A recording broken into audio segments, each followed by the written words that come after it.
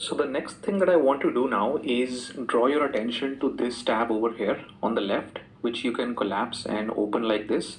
And what you'll have here are three tabs. The first one is connectors, you have stages, and then you have quality stages. And what these essentially are steps that we'll add within our pipeline in order to maybe assess the data quality that we have, maybe aggregate our data, export a certain column, copy some data. We want to perform some filtering, maybe join two data sets or more than that together. We may want to peek a certain data set, and then we may also want to generate a sample or certain rows, and then maybe even remove a couple of duplicates, right? So these are some of the most common steps that are applied within a data pipeline. You do not need to know any code, right? So this is almost like a low code solution or no code, because it's very close to that. It's intuitive and completely GUI based, right? So we're not writing any code.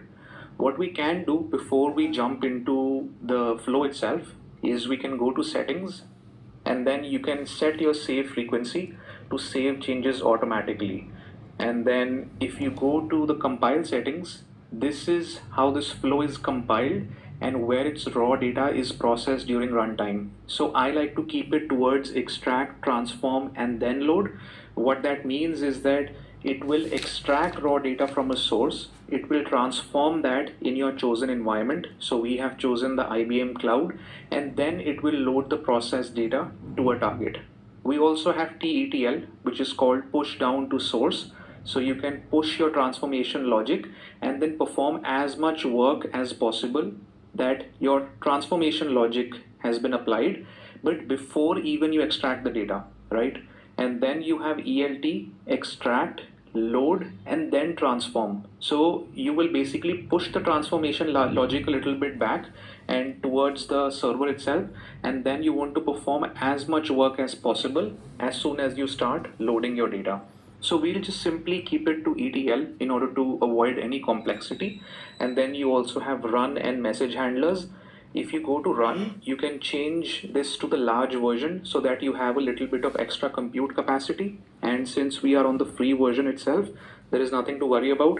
We most likely and in most cases will not get charged for anything, right? So I have switched myself to the large version because we are on the free tier, and I just want to test out how fast it is and how scalable this pipeline will be.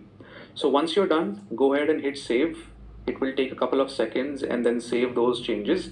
And then we have a couple of buttons here as well, which is save, compile, and then run. So you can save it, you can compile your workflow just to check if there are any errors or not, and then you can ultimately obviously run this workflow in order to take data and then perform all of your transformation steps.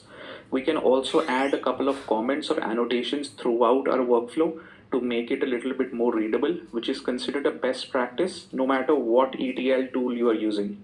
So if you're using something like Alteryx, Python, you're always told to add comments so that tomorrow if you add a collaborator, they don't have a lot of issue just working with your flow and they can understand it quickly. One of the best practices and tips that I'll share with you is to always make sure that your data sources as well as the transformation step that you're applying, it's intuitive.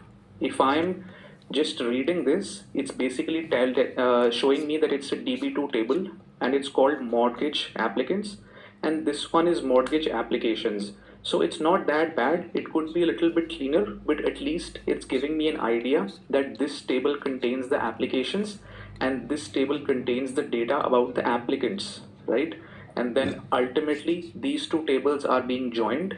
The state code is being filtered. There may be some underlying logic which we will dive into later, and then it's basically being written to a sequential file. So looks good, but if this was not intuitive, it would be very difficult for me to understand, because as a beginner